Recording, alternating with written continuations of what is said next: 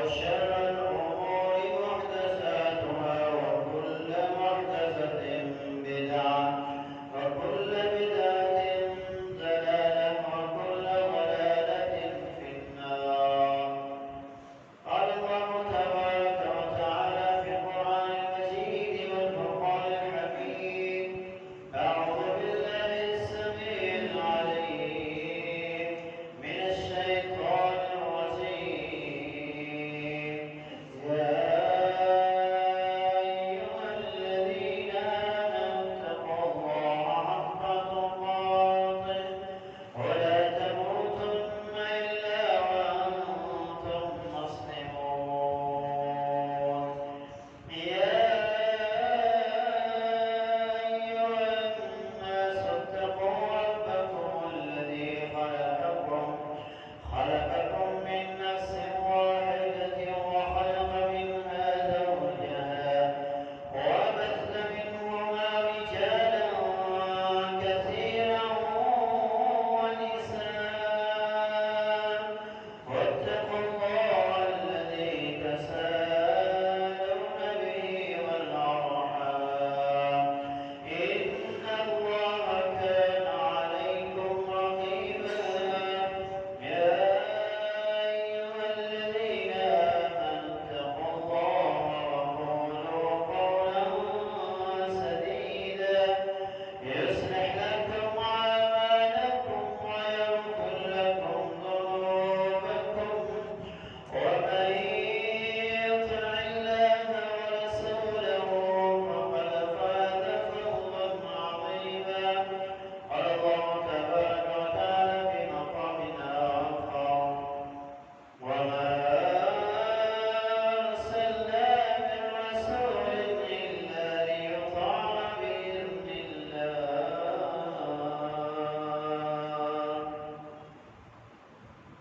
تمام قسم کے تعریفات کبریائی و بڑھائی کے معزز و معلا کلمات اللہ جل جلالہ کے لیے خاص ہیں۔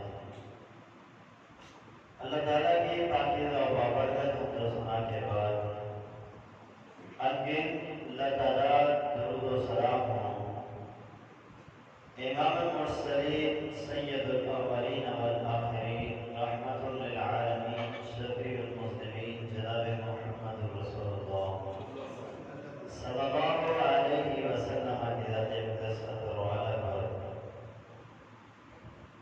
جنہیں رب العالمین نے نبی اور رسول بنا کر ہماری طرف مبعوث فرمایا اور ہمیں ان کا امتی ہونے کا شرف عطا فرمایا۔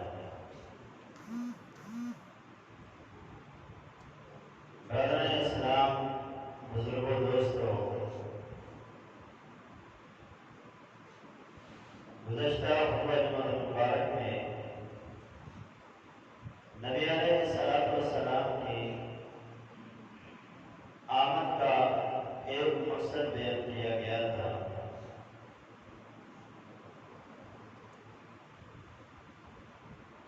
بعض لوگ ہمیں اس بات میں ملامت کرتے ہیں کہ آپ لوگ نبی علیہ السلام کی آمد کا جشن نہیں مناتے، جبکہ ہم نے یہ چیز سمجھانے کی کوشش کرتے ہیں کہ نبی کا آنا یہ اس کائنات کی سب سے بڑی اللہ تعالیٰ کی نعمت ہے۔ نبی کا پیدا ہونا، نبی کو نبوت اور رسالت کا ملنا، یہ امت کے لیے بڑی برکت کا باعث ہوتی ہے۔ ہم نبی علیہ السلام کے مقام و مرتبے کو بھی بیان کرتے ہیں اور ساتھ ساتھ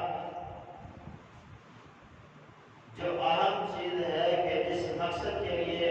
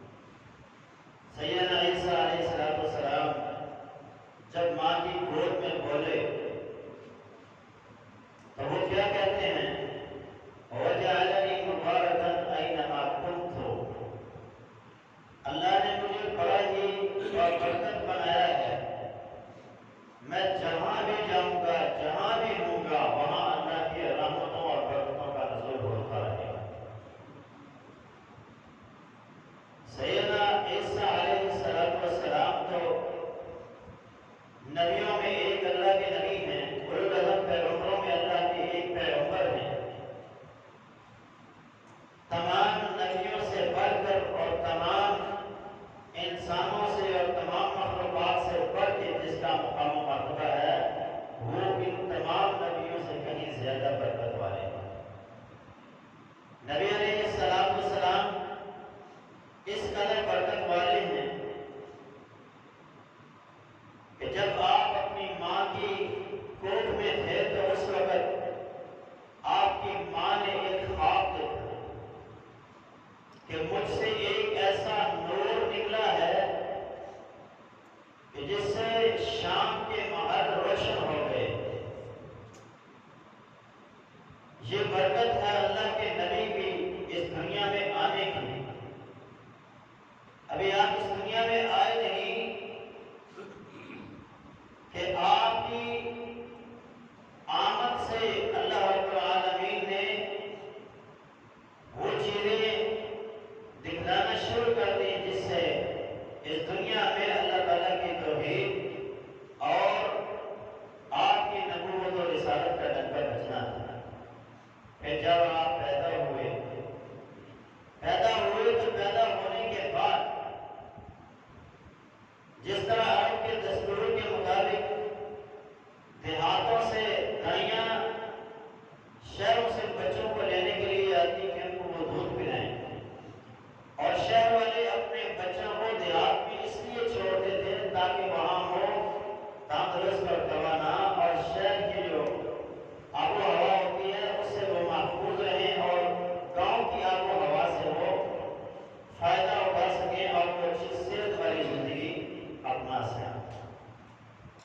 نبی علیہ السلام جب پیدا ہوئے تو اس وقت دائیاں مکے میں آئیں تو حلیمہ سعدیہ رضی اللہ تعالیٰ یہ بھی آئیں، فرماتی ہیں جب میں آ رہی تھی جن عورتوں کے ساتھ میں تھی ان کی سواریاں بڑی اچھی تھی، اور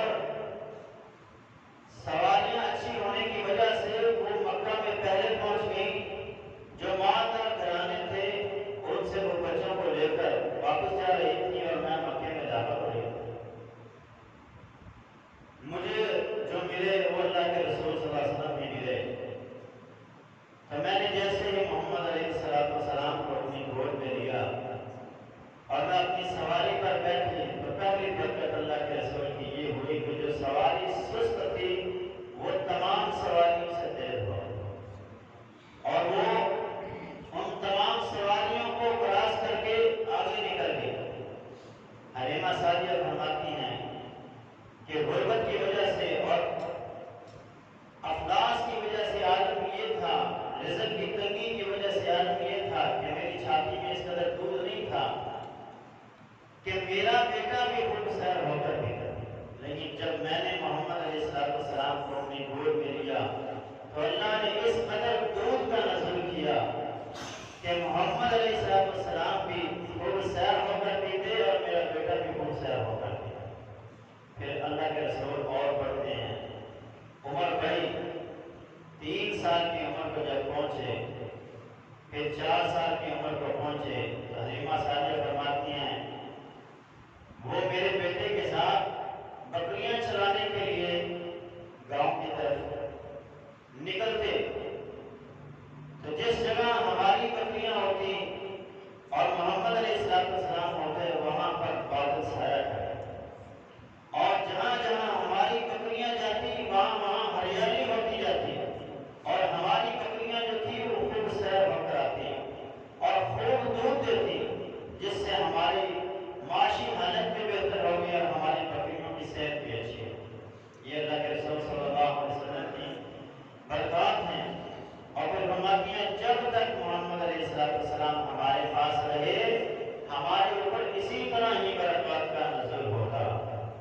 پھر جب وہ شق صدر کا معاملہ ہوا تو حلیمہ سعدیہ ڈر گئی کہ کہیں کوئی اور ہی معاملہ نہ ہو جائے، تو انہوں نے واپس اللہ کے رسول صلی اللہ علیہ وسلم کو مکہ میں آپ کے دادا کے پاس چھوڑ دیا۔ پھر جب آپ بڑے ہوئے تو بیت اللہ کی جب شروع ہوئی تو جب حجر اسود پر رکھنے کا معاملہ آیا، حجر اسود پر رکھنے کے معاملے کے اوپر تمام قبائل آپس میں دست گریبان ہو گئے۔ قریب تھا کہ مکہ کی پاک زمین کے اوپر خون ریزی شروع ہو جاتی ہے، اور وہ شاید جس کی اللہ نے قسمیں اٹھائی ہیں وہاں خون بہایا جاتا ہے۔ تو ایک دنا اور سمجھدار آدمی نے کہا تم اس معاملے میں جھگڑو نہ، بلکہ انتظار کرو کہ جو بندہ بیت اللہ میں اب سب سے پہلے داخل ہوگا وہ جو فیصلہ کرے، جس کے حق میں کرے، وہ سب لوگ اس فیصلے کو مان لیں۔ انہوں نے کہا یہ ٹھیک۔ جب اللہ کے رسول صلی اللہ علیہ وسلم کو دیکھا انہوں نے کہا آج امین و صادق، یہ تو صادق اور امین آ گئے، اب تو فیصلہ ہم کے اوپر ہی ہوگا۔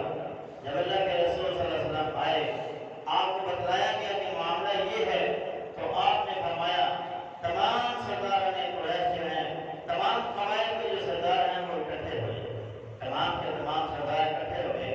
آپ نے فرمایا ایک چادر کو بچھا دیا جائے، اس چادر کے اوپر حجر اسود کو رکھ دیا گیا۔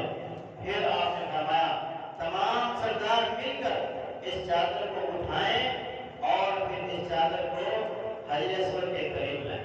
تمام سرداروں نے اس چادر کو اٹھایا اور حجر اسود جہاں رکھا جانا تھا وہاں لے کر آئے، تو آپ نے اپنے دست مبارک سے پتھر کو اٹھایا اور وہیں پہ نصب کر دیا جہاں آج نصب ہے۔ تو یہ نبی علیہ السلام کی برکت ہے کہ جہاں نبی ہوتا ہے وہاں اللہ برکات کا نزول کرتا ہے۔ وہ جگہ جہاں ابھی خون ریزی ہونے والی تھی، لڑائی شروع ہونے والی تھی، قتل غارت قریب تھا جو شروع ہوتی، اللہ کے رسول صلی اللہ علیہ وسلم کے اس فیصلے سے اللہ تعالیٰ نے اس خون ریزی کو ختم کر دیا اور فیصلہ اور بہترین معاملہ آپ نے حل کر دیا۔ اسی طرح اللہ تعالیٰ نے جب آپ کو نبوت و رسالت عطا فرمائی تو مکے والوں نے ماننے سے انکار کر دیا کہ ہم مانیں گے نہیں، تو ساتھ میں انہوں نے یہ بھی مطالبہ کر دیا، بیت اللہ کے غلام کو پکڑ کر انہوں نے کہا اللہم ان کان ھذا ھو الحق من عندک فامطر علینا حجارۃ من السماء او ائتنا بعذاب الیم۔ اے اللہ اگر یہ قرآن یہ نبی تیری طرف سے سچا ہے، ماننا ہم نے نہیں، تو ہم پہ پتھروں کی بارش کر دے یا ہمیں سخت عذاب دردناک عذاب کا شکار کر۔ تو جواب میں اللہ تعالیٰ نے کیا فرمایا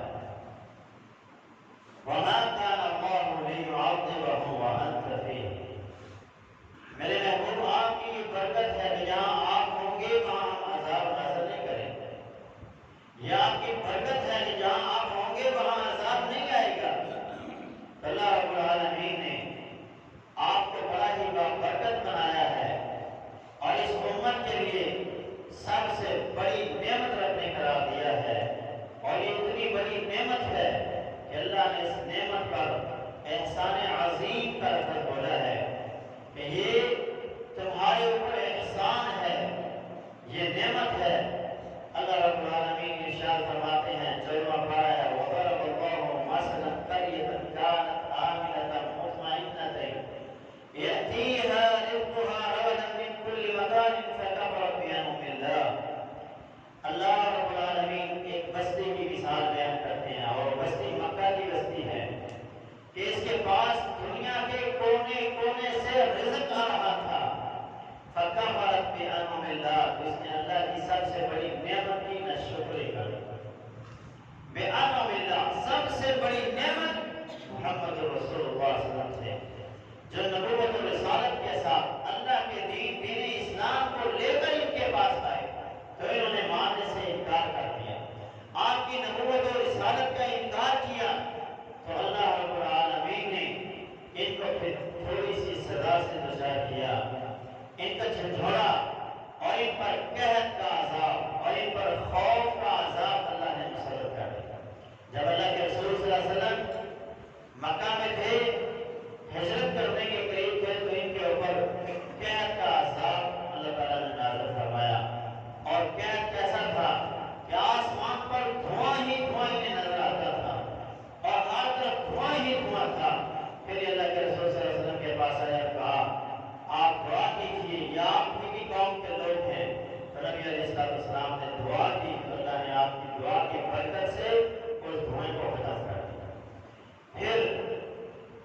علیہ السلام ہجرت کر کے مدینہ میں چلے گئے، اللہ تعالیٰ نے ان پر خوف کا عذاب مسلط کر دیا۔ جب ان کے 70 سردار بدر کے دن مارے گئے تو پھر یہ ہر طرف سے ڈر رہے تھے، کہیں ادھر سے مسلمان حملہ نہ کر دیں، کہیں کوئی اور قوم ہمارے اوپر حملہ نہ کر دے۔ تو خوف کے عذاب کے اندر اللہ تعالیٰ نے انہیں مبتلا کر دیا، کیونکہ انہوں نے اللہ تعالیٰ کی نعمت حسنہ جناب محمد رسول اللہ صلی اللہ علیہ وسلم کا انکار کر دیا۔ اللہ تعالیٰ نے ہمیں بے شمار انعامات اور بے شمار نعمتوں سے نوازا ہے۔ اللہ نے ہمیں آنکھیں دی، کان دیے، دل اور دماغ دیا، چلنے کے لیے پاؤں دیے، کھڑے ہونے کے لیے ٹانگیں دی۔ اللہ نے ہمیں کھانے کے لیے دانت دیے، زبان دی، چکھنے کے لیے، بولنے کے لیے، اور بے شمار انعامات ہیں اللہ کے، جس اللہ نے ہمیں تندرست توانا بنایا، اس پہ ہم اللہ کے شکر گزار ہیں۔ تمام نعمتیں اللہ تعالیٰ کی ہیں، لیکن کبھی اللہ نے کسی نعمت پر یہ نہیں کہا کہ میں نے تمہیں آنکھیں دی تو میں نے تمہارے اوپر احسان کیا ہے، میں نے تمہیں ہاتھ دیے تو تمہارے اوپر احسان کیا ہے۔ کسی نعمت پر اللہ تعالیٰ نے نہیں کہا، لیکن جب باری آئی آتا ہے تو جہان سرور کون مکان جناب محمد رسول اللہ کی، اللہ تبارک و تعالیٰ نے کہا لقد من اللہ علی المؤمنین اذ بعث فیہم رسولا من انفسہم یتلو علیہم آیاتہ، کہ اللہ کا اے محمد تمہارے اوپر یہ احسان ہے کہ اس نے محمد رسول اللہ صلی اللہ علیہ وسلم کو تمہارے اندر ہی سے چن کر تمہارے اندر نبی اور رسول بنا کر بھیجا، جو تمہیں کتاب و حکمت کی تعلیم دیتا ہے، تمہارا تزکیہ نفس کرتا ہے، اور اس کی آمد سے قبل تم لوگ کھلی گمراہی کے اندر تھے۔ نبی علیہ السلام بہت بڑی اللہ تعالیٰ کی نعمت ہیں، اور یہ اس قدر اللہ تعالیٰ کا احسان ہے کہ اس احسان کے کیے جانے سے پہلے یہ دنیا حوانیت کا منظر پیش کر رہی تھی۔ انسان کے اندر انسانیت نام کی چیز نہ تھی۔ انسان جو اپنے ہی بچوں کو زندہ درگور کرتا، اپنے ہی ہاتھوں سے اپنی لہتے جگر اپنی بیٹیوں کو زندہ درگور کر دیتا، عورتوں کو درندوں کی طرح نوچتے، عورت کو ان کے حق سے محروم کر دیا گیا تھا، حق وراثت سے محروم، عزت سے محروم۔ معاشرے کے اندر صرف ایک ردی کی ٹوکری جسے سمجھا جاتا تھا وہ عورت تھی۔ نبی علیہ السلام جب آئے، آپ کی آمد سے ہر ایک کے لیے اللہ رب العالمین نے آپ کو رحمت بنایا، اور ہر ایک کو آپ نے عزت سے سرفراز کیا۔ چوروں اور ڈاکوؤں کو آپ نے محافظ بنا دیا، شراب پینے والوں کو آپ نے جنت کے چشموں کا وارث بنا دیا، زناکاروں کو لوگوں کی عزتوں کا محافظ بنا دیا، اور بت پرستوں کو تمام بتوں کی بندگی سے نکال کر ایک رب کی بندگی کے سامنے لا کھڑا کیا۔ کس نے ذروں کو اٹھایا اور صحرا کر دیا، کس نے قطروں کو ملایا اور دریا کر دیا۔ خود نہ تھے جو رہبر، وہ عالم کے عادی بن گئے، کیا نظر تھی کہ جس نے مردوں کو مسیحا کر دیا۔ آپ کا آنا تھا کہ انسان کو بتوں کی غلامی سے، غیر اللہ کی بندگی سے نکال کر ایک اللہ کا بندہ بنا دیا، کیونکہ وہ انسان ہی نہیں ہے جو خالق و مالک کی پہچان نہیں رکھتا، اسے رب جانور بھی تصور نہیں کرتا۔ اللہ تعالیٰ نے فرمایا الہم آجر یمشون بہا ام لہم ایدی یبطشون بہا، ان کو ہم نے ہاتھ دیے، پاؤں دیے، ان کو ہم نے آنکھیں دی، ان کو ہم نے کان دیے ہیں، دل اور دماغ دیا ہے، یہ ان میں سے کسی چیز کے ساتھ بھی کوئی فہم و فراست کا کام نہیں لیتے، یہ ہماری معرفت حاصل نہیں کرتے۔ اولئک کالانعام بل ھم اضل، یہ لوگ جانور تو کیا، جانوروں سے بھی بدتر ہے۔ جس بندے کو اپنے خالق اور مالک کی پہچان نہیں ہے، وہ انسان نہیں ہے، وہ جانور بھی نہیں ہے، جانوروں سے بھی اللہ کے ہاں بدتر ہے۔ نبی علیہ السلام جب آئے تو آپ نے تمام انسانوں کو جو غیر اللہ کی بندگی کے غلام تھے، غیر اللہ کی غلامی کے اندر زندگی گزار رہے تھے، انہیں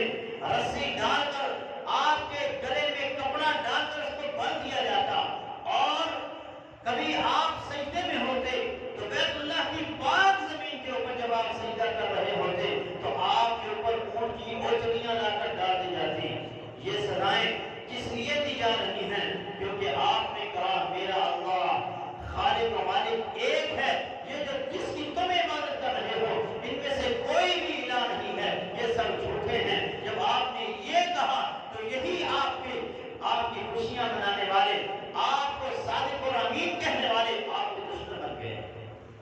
جب آپ طائف میں گئے، آپ کا لہو بہایا گیا، آپ نے اپنی آمد کا حق ادا کیا، آپ ایک ایک سردار کے پاس گئے، آپ قوم کے لوگوں کے پاس گئے، ہر ایک سے کہا اللہ وحدہ لا شریک اکیلا رب ہے، اسی کی عبادت کرنی ہے، اسی رب نے مجھے اسی مشن کے لیے بھیجا ہے کہ میں رب کی زمین پر اس کی توحید کا بول بالا کر دوں اور تمام معبودان باطلہ کا رد کر دوں، لیکن کسی نے بھی نہیں مانا۔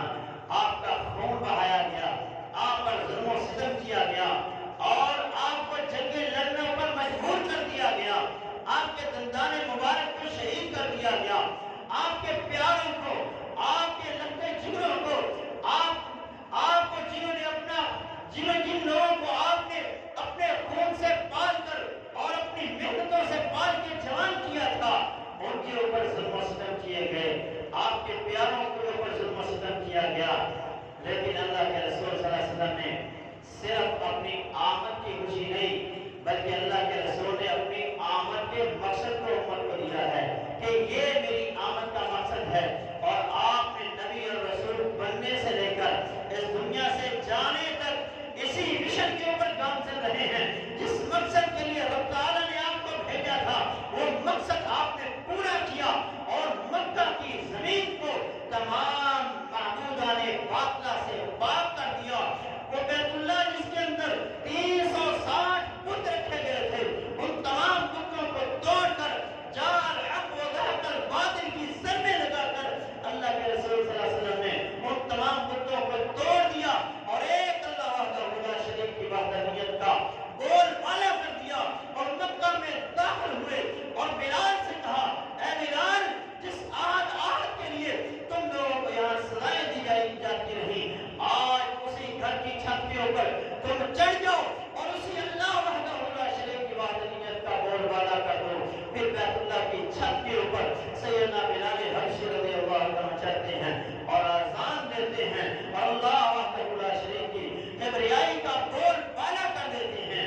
اللہ کے رسول صلی اللہ علیہ وسلم نے اپنے زندگی کے آخری دن بھی اور فتح مکہ پر اللہ کے رسول صلی اللہ علیہ وسلم نے جب مکہ کو صاف کر دیا بتوں سے، پھر آپ نے علی رضی اللہ عنہ کو بلایا اور کہا اے علی، تجھے میں ڈیوٹی دے رہا ہوں، یہ ڈیوٹی ہے تیری، اللہ تدا تمثالا الا تمستہ ولا قبرا مشرفا الا سویتہ۔ اے علی، جو معزز تصویر تجھے نظر آتی ہے، جو بت تجھے نظر آتا ہے، اس کو توڑ دو، اور جو معزز قبر تمہیں نظر آتی ہے اس کو پس کر دو۔ کیا آج امت نے میلاد تو منا لیا، نبی کے اس فرمان پہ عمل نہیں کیا؟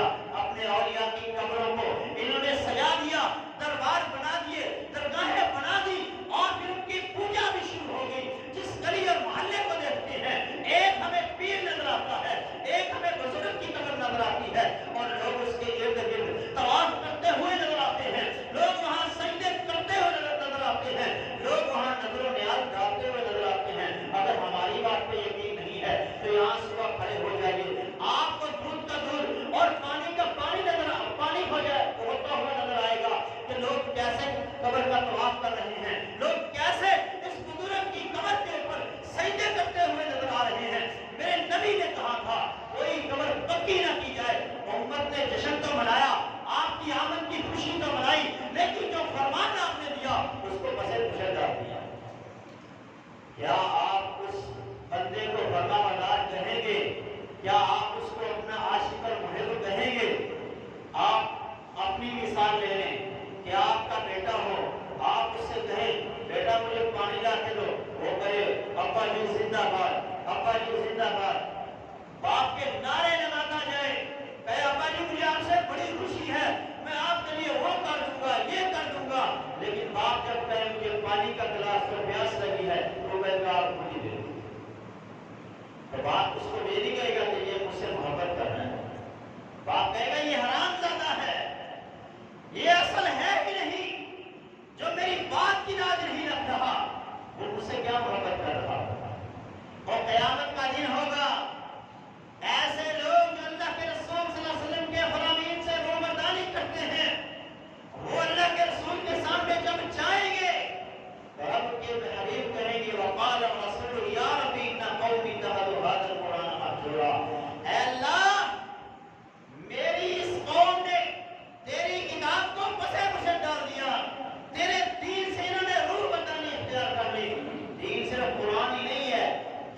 اسلام صرف قرآن ہی نہیں ہے بلکہ آپ کی زبان سے ادا ہونے والا ایک ایک لفظ یہ دین ہے، اور دین کو پسے پسے ڈالنے والوں سے قیامت کے دن اللہ کے رسول کہیں گے میرا ان کے ساتھ کوئی تعلق نہیں۔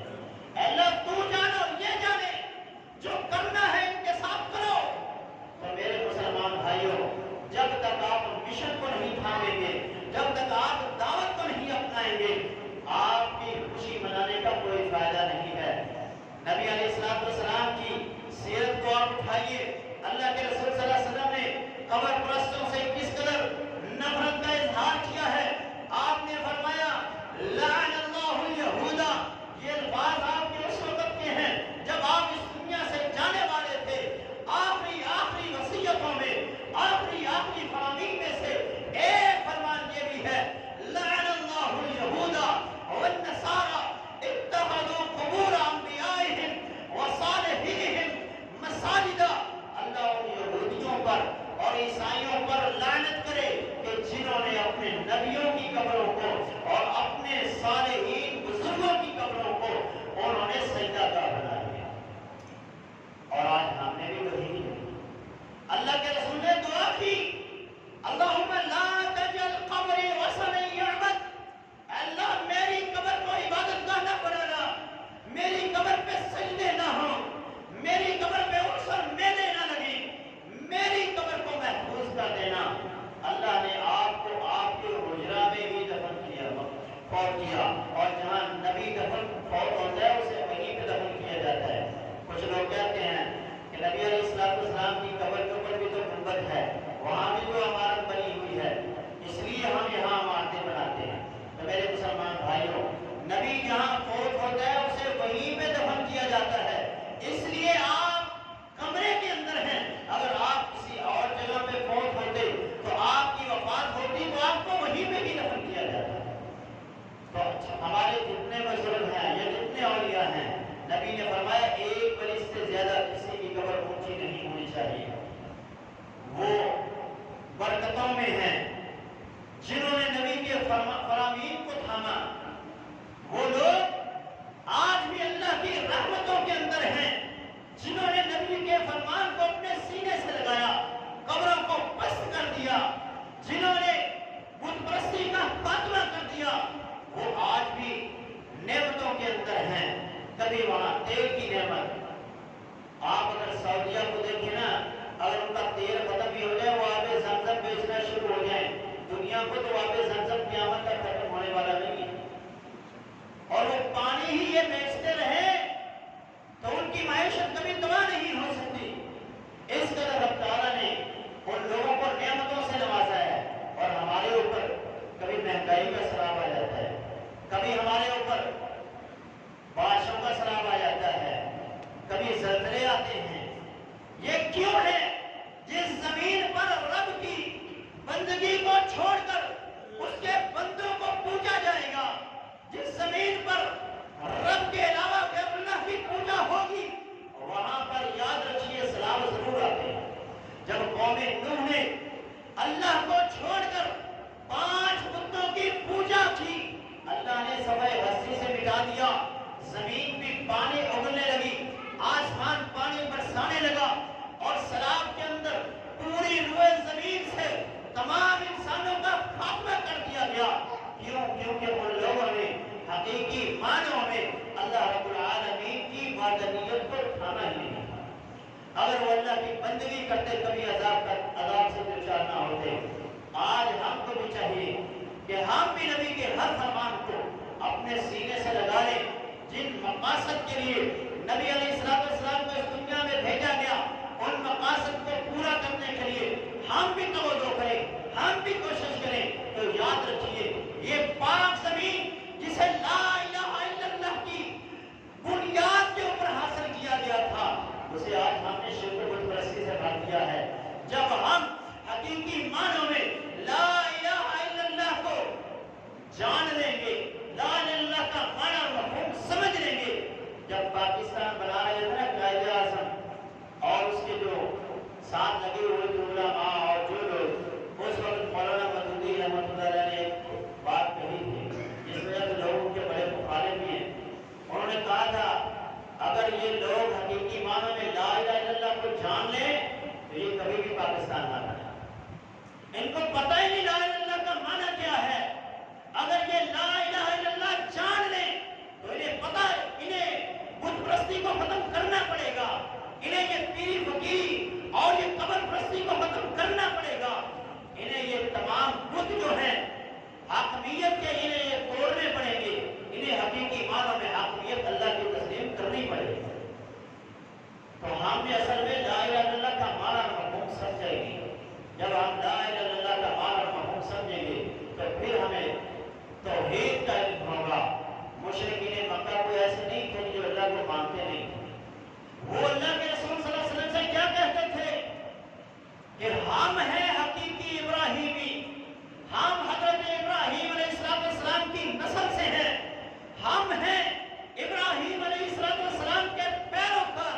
اور اسی طرح یہودی بھی کہتے تھے، عیسائی بھی کہتے تھے کہ ہم اصل میں ابراہیم علیہ السلام کے پیروکار ہیں اور ان کے نقش قدم پر چلنے والے ہیں۔ قرآن کہتا ہے ما کان ابراہیم یہودیًا ولا نصرانیًا ولکن کان حنیفا مسلما وما کان من المشرکین۔ نہ وہ یہودی تھے، نہ وہ عیسائی تھے، اور نہ ہی وہ مشرکوں میں سے۔ تو ابراہیم علیہ السلام کا پیروکار وہ ہوگا جو حقیقی معنی میں توحید کا نمبردار ہوگا، جو سچی اور سچی توحید بیان کرنے والا ہوگا۔ مشرکین مکہ اللہ کو مانتے تھے۔ قرآن کہتا ہے ان سے پوچھئے آپ کا خالق کون، آپ کا مالک کون، آپ کا رازق کون؟ تمہیں کشتیوں میں جب تمہاری کشتیاں بھنوروں میں پھنس جاتی ہیں تمہیں وہاں سے نجات کون دیتا ہے؟ تو وہ کہتے تھے ہمیں اللہ نجات دیتا ہے۔ یہ کون کہتے تھے؟ مشرکین مکہ۔ اور جب ہم اپنے مسلمانوں کی حالت کو دیکھتے ہیں تو کہتے ہیں بہاول حق بیڑا تھا، یا خواجہ ہماری کشتی پار لگا، یا معین الدین چشتی ہماری کشتی پار لگا۔ یہ ہمارے مسلمان لا الہ الا اللہ پڑھنے والوں کا عقیدہ ہے، اور قرآن جو عقیدہ مشرکین مکہ کا بیان کر رہا ہے کیا وہ ہم سے بہتر نہیں؟ کیا آج کے مسلمان سے وہ عقیدہ بہتر نہیں لگ رہا کہ وہ رب کو خالق مالک رازق سب سمجھتے تھے، جو وہ کہتے تھے کہ ان کے ذریعے سے اللہ ہمیں دیتا ہے، ہم ان کی عبادت نہیں کرتے، ما نعبدهم الا ليقربونا الى الله زلفا، ہم ان کی عبادت نہیں کرتے، ہم تو ان کی بندگی اور ان کے نام کی نظر و نیاز اس لیے دیتے ہیں کیونکہ یہ ہمیں اللہ کے قریب کرتی ہے۔ اور یہی ہمارا مسلمانوں کا دعویٰ ہے کہ ساڑھی سنتا نہیں نبی معدد۔ یہ آج ہمارا بھی دعویٰ وہی ہے جو مشرکین مکہ کا تھا، جو بات وہ کہتے ہیں وہی آج کا مسلمان کہہ رہا ہے۔ وہ جہنمی، وہ جہنم کا ایندھن بنے، اور آج کا مسلمان کہے کہ میں جنت میں جاؤں گا، تو یقین جانیے جس بندے کے پاس عقیدہ توحید نہیں ہے جتنے مرضی اچھے عمل کر لے، اگر عقیدہ نہیں ہے تو وہ اس کائنات کا بدترین انسان ہے۔ وہ انسان نہیں، وہ تو جانور، کیا جانوروں سے بھی اللہ کے ہاں بہتر ہے، وہ خنزیر سے بھی بہتر ہے، وہ کتے سے بھی بہتر ہے۔ وہ جانور جنہیں ہم دیکھنا پسند نہیں کرتے، جن کا نام اپنی زبان سے ادا کرنا پسند نہیں کرتے، ان چیزوں سے بھی اللہ کے ہاں بہتر ہے جس کے پاس عقیدہ توحید نہیں ہے۔ تو عقیدہ توحید کی پہچان حاصل کیجئے۔ اسی مقصد کے لیے رب تعالیٰ نے اپنے حبیب جناب محمد رسول اللہ صلی اللہ علیہ وسلم کو اس کائنات کے اندر نبی اور رسول بنا کر بھیجا۔ دوسرا مقصد آپ کی آمد کا دن یہ تھا، قرآن کہتا ہے ربنا وابعث فیہم رسولا منہم یتلو علیہم آیاتہ، کہ ہم نے آپ کو آیات پڑھنے کے لیے، اللہ جو آیات آپ پر نازل کرتا آپ امت کو پڑھ کے سناتے۔ آپ نے فرمایا قل تعالوا، اللہ نے مجھے کہا ہے میں آپ لوگوں کو بلاؤں، آؤ میرے پاس، اتل ما حرم ربکم، میں تمہیں پڑھ کر بتاتا ہوں تمہارے رب نے تم پہ کیا حرام کیا ہے۔ اللہ تشرکوا بہ شیئا، تم لوگوں نے اللہ کے ساتھ شرک نہیں کرنا۔ وبالوالدین احسانا، والدین کے ساتھ نیکی کرنی ہے۔ ولا تقتلوا اولادکم من املاق، اور رزق کی کمی کی وجہ سے اپنے بچوں کو قتل نہیں کرنا۔ ولا نحن نرزقکم وإیاہم، کیونکہ ہم تمہیں بھی رزق دیتے ہیں اور تمہارے بچوں کے بھی رازق ہیں۔ ولا تقربوا الفواحش، اور اب تمہیں منع کر رہا ہے تم نے بے حیائی کے قریب نہیں جانا، جو ظاہر ہے اور جو چھپی ہوئی ہے۔ ولا تقتلوا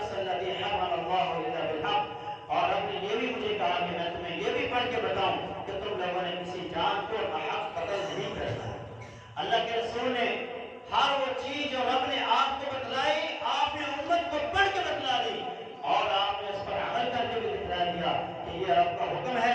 اسی طرح دوسرا مقصد تھا وَيُزَكِّيهِمْ کہ ان کا تزکیہ کریں۔ اللہ کے رسول نے لوگوں کا تزکیہ کیسا کیا کہ ایک آدمی آ کے آپ سے کہتا ہے اے اللہ کے رسول مجھے اجازت دیجئے میں نے زنا کرنا ہے۔ اللہ کے رسول صلی اللہ علیہ وسلم نے یہ نہیں کہا اس کو پکڑ لو، اس کو لٹا لو، اس کو مارو۔ میرے نبی کو اللہ نے معلم بنا کر بھیجا تھا، استاد بنا کے بھیجا تھا، تربیت کرنے والا بنا کے بھیجا تھا۔ جب آپ نے تزکیہ کیا تو کس انداز میں کیا؟ فرمایا تیرے گھر میں بہن ہے، تیری بیوی ہے، تیری ماں ہے، تیری بیٹی ہے، کیا ان میں سے کوئی رشتہ موجود ہے؟ اللہ کے رسول چاروں بھی موجود ہیں۔ فرمایا اگر کوئی تیری ماں سے یہ خواہش کا اظہار کرے، تیری بہن یا تیری بیٹی یا تیری بیوی سے اس خواہش کا اظہار کرے، کیا تجھے کیسا لگے گا؟ تجھے کیسا لگے گا؟ اس نے کہا اللہ کے رسول میں اس کو قتل کر دوں گا۔ آپ نے فرمایا جس کے ساتھ تو کرے گا کیا وہ کسی کی ماں بہن اور بیٹی یا بیوی نہیں ہوگی؟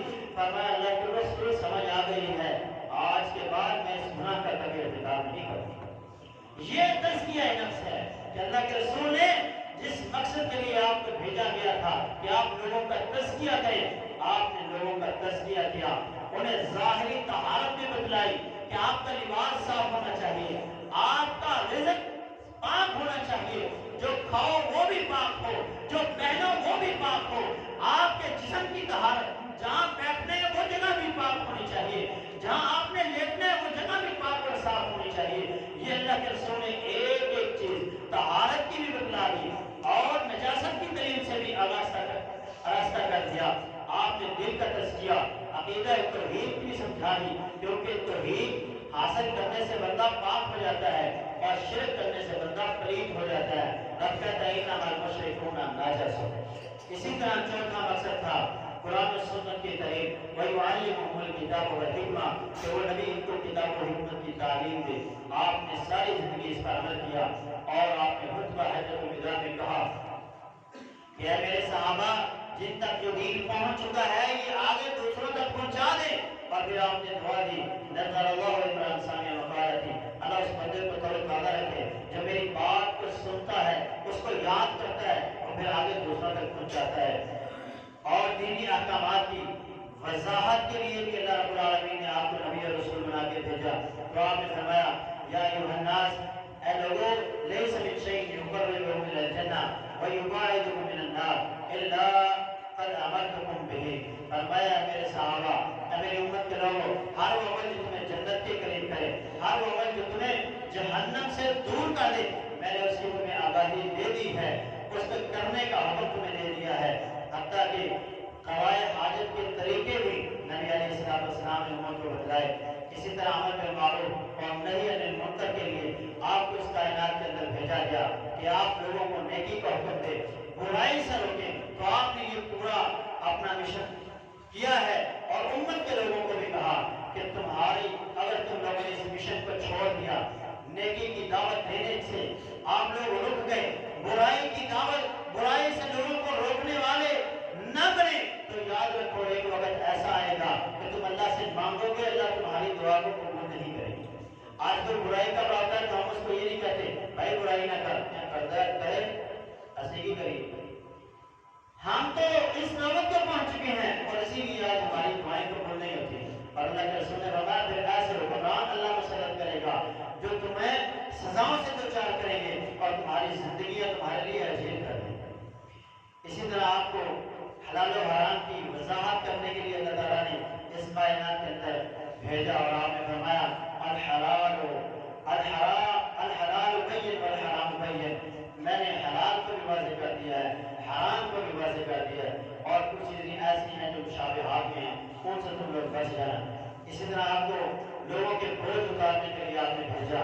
اللہ فرماتا ہے وَيَذْهَبُ عَنْهُمْ إِصْرَهُمْ وَالْأَغْلَالَ الَّتِي كَانَتْ فِي أَعْنَاقِهِمْ کہ وہ نبی اس لیے آئے کہ انہوں نے لوگوں کے بوجھوں کو اتارا اور جو بوجھوں اور جو توق لوگوں کے گھروں کے اندر ڈالے جا چکے تھے ان توقوں سے اللہ کے رسول صلی اللہ علیہ وسلم نے آزاد کیا۔ تو آپ نے تمام خون معاف کر دیے اور تمام جاہلیت کے سود معاف کر دیے اور آپ امت جن چیزوں کو اللہ کے رسول نے ختم کیا، شادی اور بیاہ، خوشی اور غمی، ہر اس چیز کو اپنے اوپر مسلط کرتی جا رہی ہے جن سے اللہ کے رسول نے روکا تھا۔ نواں مقصد تھا دین اسلام کی سربلندی، تو آپ نے اس مشن کو بھی پورا کیا، آپ کو رحمت بنا کے بھیجا گیا۔ یہ تو آپ نے فرمایا انما انا بعثت رحمۃ، مجھے اللہ نے رحمت بنا کے بھیجا، تو آپ نے اپنے تمام رحمت بھرے پیغامات امت تک پہنچائے۔ اسی طرح اخلاق کی تکمیل کے لیے آپ کو بھیجا گیا، آلات موسیقی کو ختم کرنے کے لیے اللہ کے رسول صلی اللہ علیہ وسلم کو بھیجا گیا۔